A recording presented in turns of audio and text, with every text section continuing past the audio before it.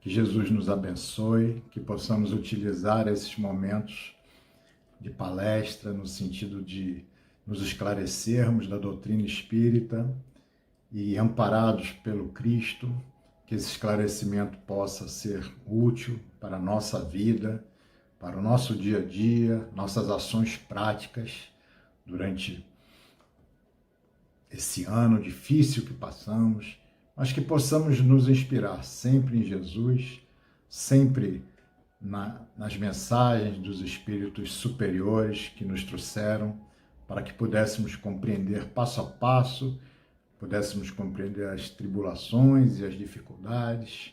O tema da palestra é o problema do ser, que versa sobre a primeira parte do livro O Problema do Ser, do Destino e da Dor, de Leon Denis. Leon Denis foi pessoa fabulosa, conhecido como continuador do Espiritismo, mas mais do que continuador, ele foi o consolidador do Espiritismo, pelo trabalho que fez, pela grande quantidade de obras, 14 livros importantes, palestras, textos para combater à época o materialismo, o positivismo, e, na verdade, ele foi um verdadeiro consolidador da doutrina espírita. Nasceu em 1846, com 18 anos, teve contato com o Livro dos Espíritos, de Allan Kardec, e a partir dali se converteu e não deixou mais o espiritismo, participando ativamente, era autodidata, trabalhava como representante comercial e viajava toda a Europa. Isso permitiu que ele ampliasse significativamente sua cultura. E em 1908 ele escreve esse livro, O Problema do Ser, do Destino e da Dor. Um livro que já trazia ideias da vanguarda da ciência da época. Ele já vai falar das camadas profundas do nosso inconsciente, em 1908, nesse livro, quando Freud vai se encontrar com Jung pela primeira vez em 1907. Jung vai lançar um livro que é O Eu e o Inconsciente somente em 1928. Então, Leon Denis, competente autodidata, estava a par das novas ideias científicas, da evolução da ciência, e trazendo essas ideias, integrando-as ao conhecimento espírita. Muito interessante. Ele tinha, aos 36 anos, se apresenta a ele um espírito que diz que iria auxiliá-lo e seria seu guia para que ele pudesse seguir com tranquilidade, porque ele caminharia com ele durante todo o tempo. O espírito é Jerônimo de Praga, que era um discípulo de John Hus. Então, Leon Denis também é considerado um filósofo do espiritismo, pelos seus conhecimentos, pela maneira de escrever, suave, mas também muito filosófica, com as ideias com muita profundidade. Então vamos ver se podemos penetrar um pouco nas ideias de Leon Denis para descobrirmos o problema do ser, que hoje nos afeta de forma bastante intensa. Vendo alguns filósofos, não materialistas, mas filósofos contemporâneos, que não são adeptos da doutrina espírita, que têm uma fé mais baseada em dogmas, e eles muitas vezes nos apresentam como solução para a nossa vida que criássemos um objetivo, que pudéssemos ter para a nossa existência, encontrar um sentido, inventar um sentido para a nossa vida. Então, por isso que tive a ideia de trabalhar em cima do tema O Problema do Ser, justamente nesse momento, porque os filósofos contemporâneos falam de inventar um sentido para a nossa existência. Mas Leon Denis, lá em 1908, já nos disse qual seria o sentido da sua existência. Em 1857, o Livro dos Espíritos, os Espíritos já respondem, trazendo para todos nós uma ideia de sentido para a nossa existência, muito mais profundo, um sentido que não precisa ser inventado, um sentido que existe e que é real e que, para nos dar esse sentido que os grandes espíritos trouxeram, essa obra monumental do Espiritismo, para que pudéssemos nos sentir mais seguros na nossa caminhada, sabendo a viver a que é que se destina, né?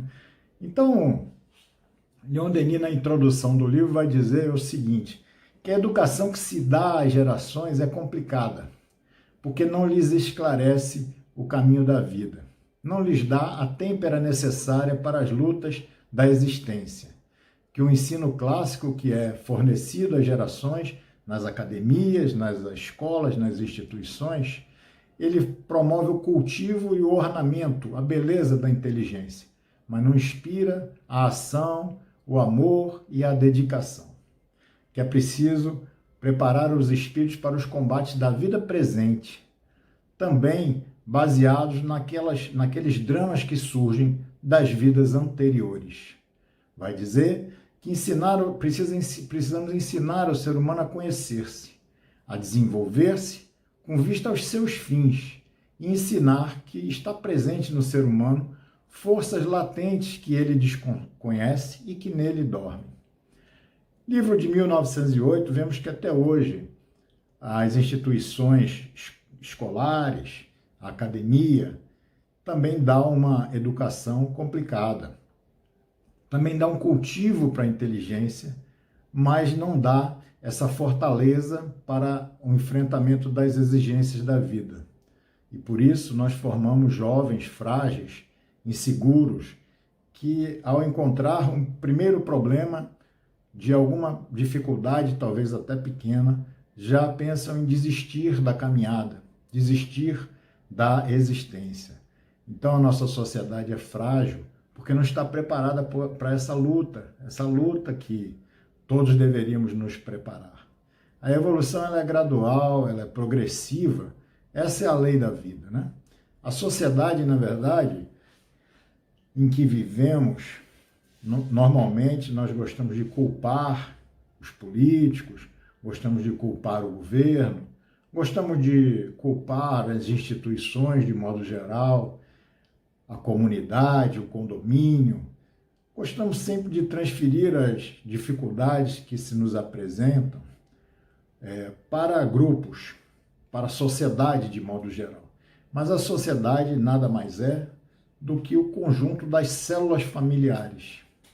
E as células familiares também nada mais são do que o conjunto dos membros que compõem aquela família. Então, se quisermos verdadeiramente transformar a sociedade, precisamos transformar os membros, precisamos transformar o ser. Só assim que nós podemos transformar a sociedade, transformando o indivíduo. O Evangelho do Cristo ele é voltado para o indivíduo. Ele nos apresentou as suas ideias para que, a partir delas, saíssemos apontando dedos para os outros.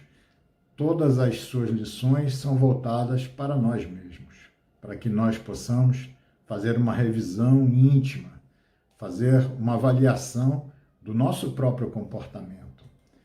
E Leon Denis vai dizer que nós chegamos lá em 1908, mas a situação persiste até hoje. Chegamos até aqui porque as religiões tiveram também um aspecto positivo. Muito contribuíram para a educação humana, pondo um freio nas paixões violentas, pondo um freio na barbárie das idades de ferro, gravando uma noção de moral no íntimo das consciências. Além disso, trouxe arte, trouxe beleza pelas pinturas, pelas estátuas, pela música, pelo canto, e que o erro religioso nunca pertenceu à ordem da estética, porque nós evoluímos do ponto de vista espiritual também pela observação do belo, pela arte.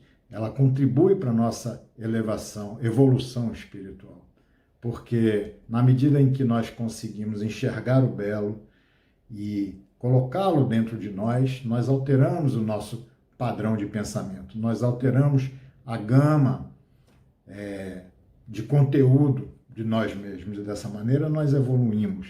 Então, o eu religioso, segundo Leon Denis, não se dá à ordem estética, mas sim em relação aos dogmas estreitos e moldes rígidos, porque o movimento é a lei da vida. Assim, Kardec disse muito bem que se em algum momento a ciência trouxesse algo que estivesse diferente daquilo que o Espiritismo propaga, que deveríamos abraçar aquele novo conceito que a ciência nos trouxesse. Ainda não aconteceu. De uma certa maneira, a ciência, penso que vai convergir e vai abraçar esses conceitos profundos que o Espiritismo nos apresenta.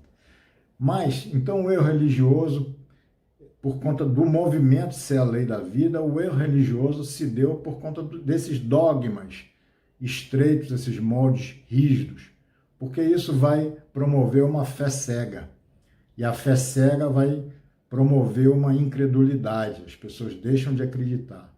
E quando acontece essa incredulidade, o materialismo vai e faz a parte dele, faz a sua obra, e vai mostrando a importância dele, vai adquirindo o materialismo uma característica de ciência, como se as suas verdades fossem verdades científicas, não é bem assim, e nós só vamos nos libertar dessas ideias materialistas que hoje vigoram na nossa sociedade, quando nós tivermos perfeita consciência de que essas ideias não resolveram a equação da nossa sociedade, não resolveram os problemas do mundo.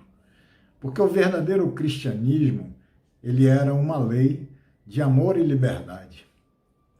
E ele foi transformado numa lei de medo e de escravidão.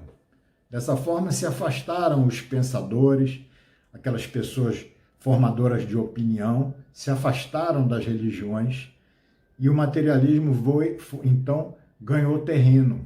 O enfraquecimento do espírito religioso na sociedade proporcionou com que o materialismo pudesse ganhar terreno, trazendo então para a nossa sociedade as verdades materialistas, de que há uma necessidade da luta pela vida, de que é natural o desaparecimento dos fracos pela seleção dos fortes. E essa visão vai reinando soberana, tanto na vida pública quanto na vida privada. É natural que a gente compreenda que uma empresa privada, quando vai fazer uma seleção daqueles que ela gostaria que trabalhassem no seu corpo, fizesse então essa seleção dos fracos, dos fortes, em detrimento dos fracos. Mas a visão vai, de uma certa forma, contaminando toda a sociedade, em que nós vemos, muitas vezes, governos adquirindo e tomando para si essas ideias materialistas e fazendo também essa seleção dos fortes em detrimento dos fracos, quando os governos deveriam, na área pública, fazer a defesa dos fracos, abrigar e promover os fracos para que eles pudessem serem os fortes amanhã. Então, a visão materialista contaminou, inclusive, as ideias dos governos e as ideias na vida pública da nossa sociedade. Porque as ideias materialistas, elas têm o objetivo da conquista do bem-estar, do conforto e do prazer, do gozo físico.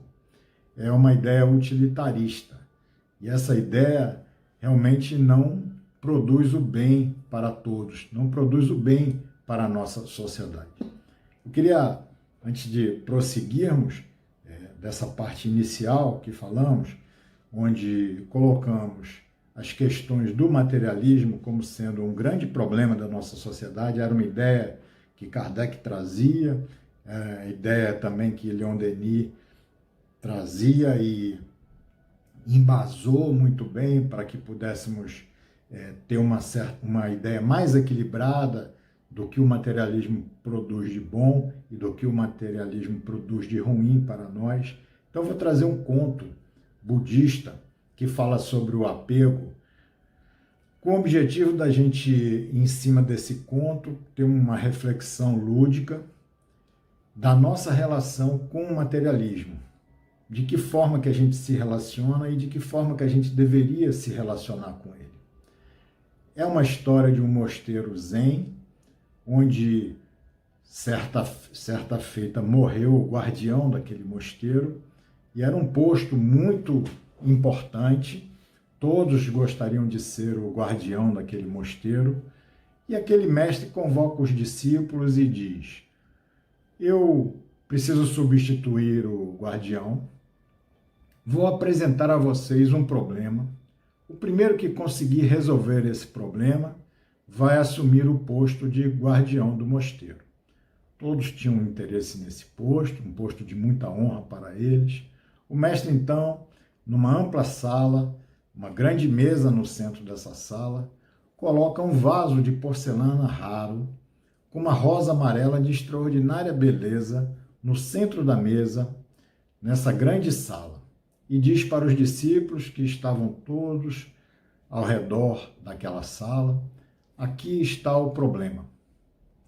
Todos os discípulos ficaram a olhar aquela cena, olhando uns para os outros, olhavam para aquela mesa no centro da sala, aquele vaso de porcelana com uma flor muito bonita, um vaso belíssimo, de valor inestimável, uma flor maravilhosa no centro. O que representaria? Qual seria o enigma? O que fazer? O que deveriam fazer? Aqueles discípulos imaginavam, pensavam, quando de repente um dos discípulos saca uma espada, vai para o centro da sala, olha para o mestre e, zap, com um só golpe, ele destrói aquele vaso, destrói aquela flor, joga tudo no chão, destruído. E o mestre, então, diz para ele: você é o novo guardião do mosteiro. Porque não importa que o problema seja algo lindíssimo. Se for um problema, precisa ser eliminado. Então, é mais ou menos essa relação que nós mantemos com o materialismo, porque o materialismo é um problema, mas é um problema como esse vaso de porcelana muito raro, com essa flor lindíssima no centro da sala. É um problema belo, é um problema que nos traz muito conforto, traz para a nossa vida muitas soluções. Então, a proposta da história não é que saiamos com a ideia que teríamos que destruir o materialismo. A proposta é diferente. A proposta é que a gente possa ter essa mesa ampla no centro da sala, com esse vaso do materialismo de valor inestimável, essa flor lindíssima dentro deste vaso, e nós colocássemos então o vaso um pouco para o lado nessa mesa. E nessa mesma mesa colocássemos um outro vaso de valor inestimável, com uma outra flor belíssima dentro, que seria o vaso da espiritualidade, e que não destruíssemos o materialismo, mas que pudéssemos então equilibrar o materialismo com a espiritualidade. Esse deve ser o objetivo das nossas existências, para que não fiquemos iludidos pela beleza do materialismo. Então, dessa forma, colocando também a beleza da espiritualidade ao seu lado, pudéssemos viver de forma mais equilibrada. Sócrates dizia que o filósofo não procura o prazer. Ele aceita o prazer suavemente quando se lhe apresenta. Porque na vida, tanto há dor como há prazer. Nós não devemos buscar o prazer, o conforto, de modo intenso, sem uma reflexão. Temos que aceitá-lo quando ele chega até nós. Temos que buscar com equilíbrio e saber viver o prazer e saber viver também a dor na nossa existência. Então, o problema do ser, basicamente, é um problema que os filósofos vêm buscando a resposta para esse problema há milênios. Há muito tempo se debatem os filósofos e as pessoas de inteligência privilegiada no nosso mundo para buscar a solução desse que é o problema do ser, que é, na verdade, quem somos, para onde vamos, para que vivemos. Nas palavras de Leon Denis, Qual a natureza da nossa personalidade? Que somos? Depois, a segunda pergunta de Leon Denis é: comporta um elemento suscetível de sobreviver à morte? Ou seja, aquilo que somos é um elemento suscetível de sobreviver à morte? Para onde vamos? E a terceira pergunta: qual o sentido da existência? Para que vivemos? São essas as três perguntas que vêm desafiando os filósofos e as pessoas de grande inteligência na humanidade, para que pudéssemos ter a solução. E são essas as respostas que Leon Denis tenta trazer no livro O Problema do Ser, do Destino e da Dor. Trazer com muito mais substância do que os filósofos atuais propõem muitas vezes nos programas de televisão, que o sentido da nossa existência seria inventar um sentido. Não, o sentido já existe. Bom, vamos começar com o que somos. O que somos? Porque a matéria não pode gerar as qualidades que ela não tem. Os átomos, apenas átomos como organismos do mundo físico, não podem representar a razão, o gênio, o amor puro, a caridade sublime, o sentimento. A matéria não pode representar isso. Porque o cérebro não pode ser o centro de nós mesmos. Porque é apenas um instrumento que serve para que o espírito possa registrar as suas sensações. Tanto é que o cérebro só tem os arquivos da existência atual, enquanto utilizando os recursos do nosso cérebro, do corpo físico, só podemos acessar as memórias da vida presente. Memórias de outras existências nós acessamos a partir do organismo perispiritual e do cérebro do perispírito, que lá mantém isso. Então, a nossa consciência, não há como explicar a consciência a não ser pelo espírito. Porque a alma é imortal. O nada não existe. O organismo material, ele não é o princípio da vida e das faculdades. Pelo contrário, ele é o seu limite. Da mesma forma que o cérebro do corpo material é o limite das memórias desta existência. Mas não é o princípio, tanto que muitas vezes podemos acessar em estado de transe memórias de existências passadas. Em estado de hipnose também podemos acessar memórias que não estão presentes no cérebro físico. Então, a alma é que fornece o seu princípio de vida e movimento ao organismo físico. A matéria não organiza. A matéria, ela é organizada pelo organismo espiritual. Só o espírito representa esse elemento uno, simples, indivisível, indestrutível e imperecível, imortal. Nós somos espíritos. Individualização do princípio inteligente. Temos a inteligência suprema, que é Deus, o princípio inteligente, que Ele criou, e nós somos a individualização desse princípio. A consciência, o eu, o self é que é o centro do ser, o espírito, e não aquilo que nós sabemos de forma consciente. A pessoa é muito mais do que os aspectos conscientes que ela tem em si mesma.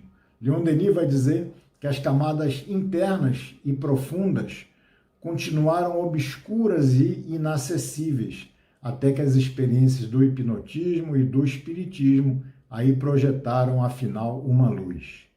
Nós temos o consciente, o pré-consciente, o inconsciente, o ego, o superego, o id. Nossa psique é muito mais ampla do que aquilo que nós temos de forma consciente. Joana Adiante, na sua série psicológica, ela vai ensinar para todos nós, é fabulosa a série psicológica de Joana, porque vai trazer essa psicologia do espírito, né? Então ela vai dizer que a gente precisa primeiro aprender a se conhecer, saber quem somos, o que trazemos dentro de nós, quais são os complexos, quais são as dificuldades, quais são os boicotes que fazemos a nós mesmos, conhecer quem somos. Depois nós precisamos aprender a viver, viver com autenticidade, não viver uma máscara, não viver uma mentira, viver verdadeiramente aquilo que somos. A evolução espiritual passa por essa nossa capacidade de sermos íntegros, a mesma pessoa. Depois ela diz que nós precisamos aprender a ser. Aprender a ser significa aprender a conviver, primeiro, com nós mesmos. Conviver consigo é muito difícil. Nesse momento nós vemos a dificuldade que é pela diminuição da nossa saída, da nossa diversão, talvez, pelas dificuldades do momento em que precisamos estar conosco, verificamos essa dificuldade de viver consigo mesmo, como é difícil. E, depois de aprender a conviver consigo mesmo, precisamos, então, aprender a conviver com os outros. Mais difícil ainda. Nesse momento, estão as relações muito mais conturbadas, porque se vive de forma muito mais intensa. Então, essa necessidade de aprender a ser, conviver consigo e com o outro, se torna muito mais importante. E o que somos? A vida é uma vibração intensa que enche o universo. Nosso universo é um universo vibracional. Nós somos uma centelha divina, uma centelha de Deus destacada do foco divino. Um foco de vibrações. Nós temos essa possibilidade de vibrar, fazer vibrar, emitir nossas radiações. Somos um foco de vibrações, que vamos aumentar a nossa amplitude e intensidade conforme nosso grau de elevação. À medida que nós evoluímos, nós aumentamos a amplitude e a intensidade desse foco de vibrações que somos nós. Cada um de nós tem uma vibração particular e diferente. Cada um de nós tem um movimento próprio. Cada um tem o seu próprio ritmo. Cada um é a representação exata do poder dinâmico que já desenvolveu. Esse poder, essa amplitude, essa intensidade que já conseguiu desenvolver. Cada um de nós tem seu valor intelectual, tem a sua elevação moral. Cada um de nós já chegou a determinado ponto da escalada evolutiva que nós seguimos. Muitas vezes nós nos preocupamos com o movimento do outro. Nos preocupamos com o ritmo do outro. Nos incomodamos com o foco de vibrações do outro, quando na verdade nós devemos estar sempre atentos àquilo que nós somos. Porque se nós chegamos até aqui, temos que estar muito agradecidos, porque já chegamos numa condição fabulosa. Já somos humanos, já estamos caminhando, já muito distantes da animalidade que nos caracterizava no início dessa nossa jornada, e já estamos muito mais próximos do aspecto de ser humano, da humanidade plena em nós mesmos. Devemos, sim, estar muito gratos e muito agradecidos. Porque se observarmos os outros, muitas vezes nós nos comparamos, e a comparação não é boa. Eu vou contar uma outra história de um samurai e de um mestre, para que nós possamos entender que não precisamos observar o outro, pois cada um tem o seu próprio ritmo. Essa história é uma história sobre a inferioridade. Um samurai conhecido pela sua nobreza e honestidade foi visitar um monge em busca de conselhos. Assim que entrou no templo onde o mestre rezava, sentiu-se inferior e concluiu que, apesar de toda a sua vida ter lutado por justiça e paz, não tinha sequer chegado a um estado próximo ao estado de graça daquele homem à sua frente. Ele pergunta então àquele mestre: por que razão estou a me sentir tão inferior a si? Já enfrentei a morte muitas vezes, defendi os mais fracos, sei que não tenho nada do que me envergonhar. Entretanto, ao vê-lo meditar, senti que a minha vida não tem a menor importância. Espere, disse aquele mestre. Assim que eu tiver atendido a todos que me procurarem hoje, eu te dou a resposta. Durante o resto do dia, aquele samurai ficou sentado no jardim daquele templo, observando as pessoas que entravam e saíam em busca de conselhos daquele monge. E viu que aquele mestre atendia a todos com a mesma paciência, com o mesmo sorriso luminoso no rosto. Seu estado de ânimo, o seu sentimento de inferioridade aumentava ainda mais. Seu estado de ânimo ficava cada vez pior. Ele tinha nascido para a ação. Ficar ali parado, de uma certa maneira, fazia com que ele se sentisse ainda pior. De noite, quando todos já tinham partido, ele vai até aquele mestre e insiste: agora podes ensinar-me? O mestre então pediu que ele entrasse na sua residência, levou ele até o seu quarto, onde tinha uma varanda, onde essa varanda era aberta, podiam ver o céu, as estrelas, podiam ver as montanhas.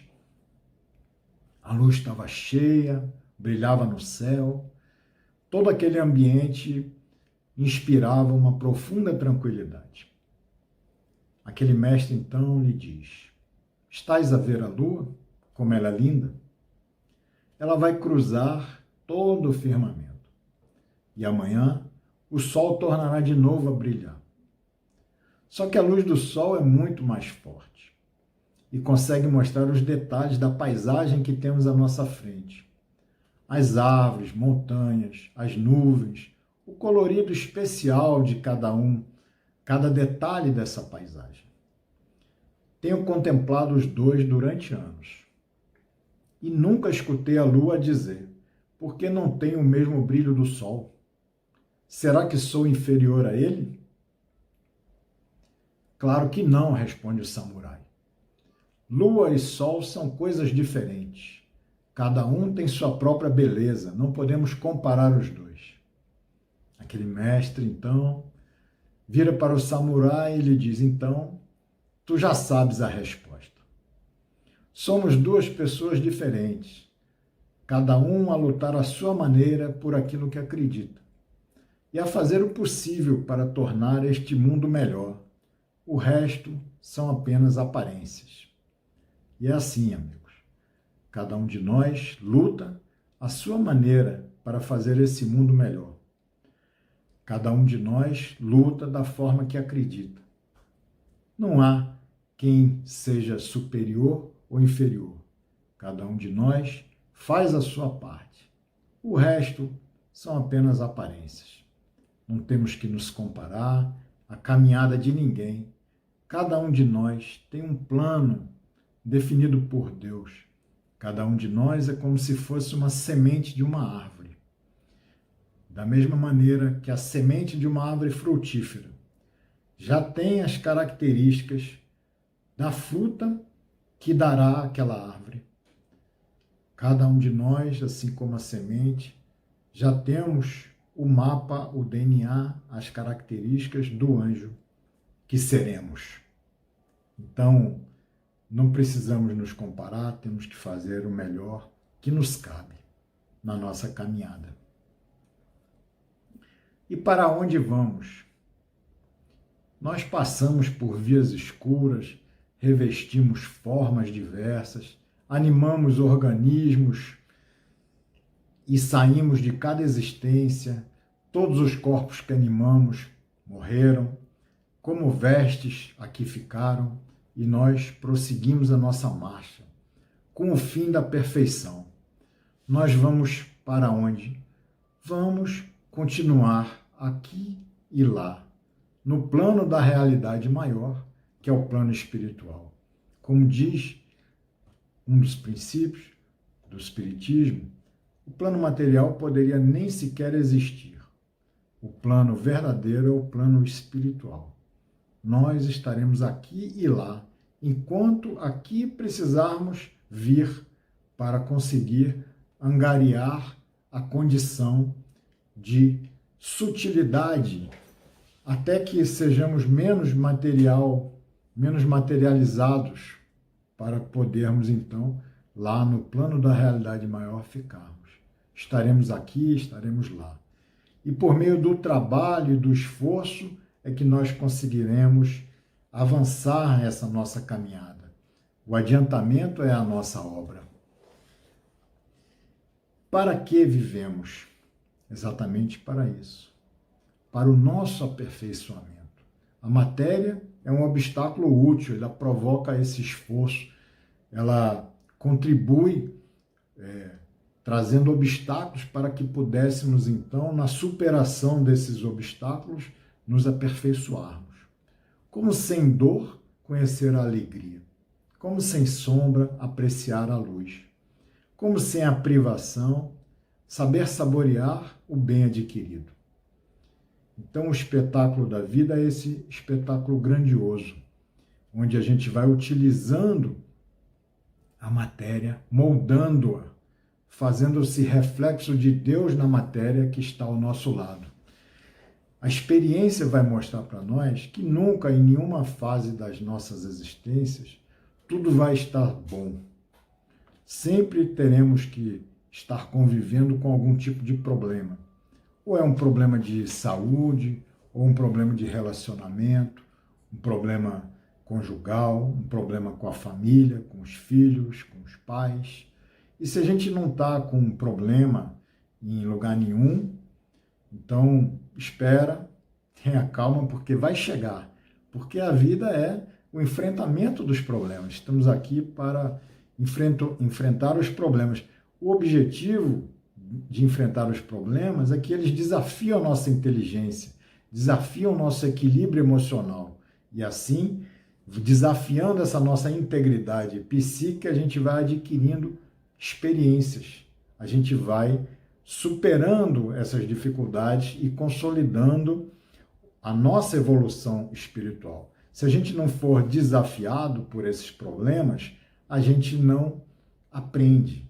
A gente só aprende pelos desafios e pelas dificuldades. A experiência no corpo físico é uma experiência que ela é educativa. A gente vai ser estimulado por esses desafios para que a gente possa se melhorar, para que a gente possa aprender coisas novas, para que a gente possa sair da zona de conforto e para que a gente, então, tenha que se transformar e tenha que fazer a nossa renovação. Essa renovação vai propiciar a nossa condição de nos aperfeiçoarmos, assim evoluindo. Essa, assim, é a finalidade da vida, o aperfeiçoamento contínuo. E a morte? Guimarães Rosa, no livro Grandes Sertões Veredas, tem um personagem, Riobaldo, que várias vezes ele diz: viver é muito perigoso, viver é muito perigoso. Certa feita, em um dos momentos, ele diz: viver é muito perigoso, sempre acaba em morte. E viver é perigoso, sempre acaba em morte. Só que quem são os mortos? Os mortos são os vivos do céu. A morte não existe. Sócrates, depois de ter tomado o veneno da cicuta, ainda fica discutindo a sobrevivência da alma com os seus discípulos. Certo momento, os discípulos perguntam para ele como ele queria ser enterrado. E ele diz então para os discípulos: como vocês quiserem, se conseguirem se apoderar de mim. Ou seja, ele sabia que ele continuaria. Ali ele não estaria, ali estaria apenas a sua veste. Façam como quiserem, porque lá não estarei mais. A morte, ela é uma simples mudança de estado. É a destruição dessa forma frágil que já não proporciona as condições necessárias para o funcionamento com vistas à nossa evolução. Na medida em que a forma física não nos traz as condições adequadas para que possamos evoluir mais aqui encarnados do que lá, nós então deixamos a forma frágil, a forma física, para continuarmos a nossa luta evolutiva no plano de lá, no plano espiritual. A gente não deve temer a morte, mas se esforçar para embelezá-la, preparando-nos para ela. Preparando-nos de que forma? A partir das conquistas morais, do embelezamento do nosso espírito, assim que a gente se prepara. Mas a gente também não deve buscá-la. Chico, certa feita, já estava na cama, não psicografava mais, nem levantava da cama, e diz para Emmanuel que talvez fosse melhor que ele desencarnasse do que ficar vivendo ali sem poder fazer nada, né? E Emmanuel vai dizer para ele que enquanto ele pudesse estar encarnado e fazer ali de sua cama uma prece por alguém, ele estava sendo muito útil. Então a gente não deve buscar, porque enquanto por aqui estamos sendo úteis e está sendo essa experiência a que nos proporciona melhor condição para a nossa evolução, com vistas a essa nossa evolução. Nada perece, todo ser se transforma. Morte não existe. Para que a gente possa concluir essa nossa fala do problema do ser, eu queria fazer então um resumo daquilo que a gente tratou aqui. Nós tratamos das 3 perguntas: quem somos nós, para onde vamos, qual o sentido da nossa existência. E chegamos às conclusões de que quem somos nós, espíritos imortais, em trânsito da animalidade para a angelitude. Para onde vamos? Para o local no plano espiritual que nossas concepções e nossas realizações nos levarão. Qual o sentido da nossa existência? O sentido é o aperfeiçoamento através do esforço e da vontade na superação dos obstáculos que a matéria nos impõe, com vistas à nossa transformação e à nossa renovação. Estas são as perguntas. O aperfeiçoamento é a lei da nossa vida. Nos aperfeiçoarmos, é esse o nosso objetivo. Como diz no Livro dos Espíritos, uma bela mensagem: ser melhor hoje do que ontem, ser melhor amanhã do que hoje. Esse é o nosso objetivo. Lembremos sempre de que o Filho de Deus, aonde ele está, ele é luz. Que sejamos luz aonde estivermos, no seio da nossa família, aonde nos encontrarmos, sejamos luz. E o espírito consciente, aonde ele está, ele é serviço. Sempre que se nos apresente, nem que seja uma louça para lavar, o espírito consciente, ele é serviço. Sigamos, então, com o objetivo do aperfeiçoamento de nós mesmos, sendo luz e sendo serviço aonde estivermos. Uma boa tarde, uma boa noite aos amigos do Centro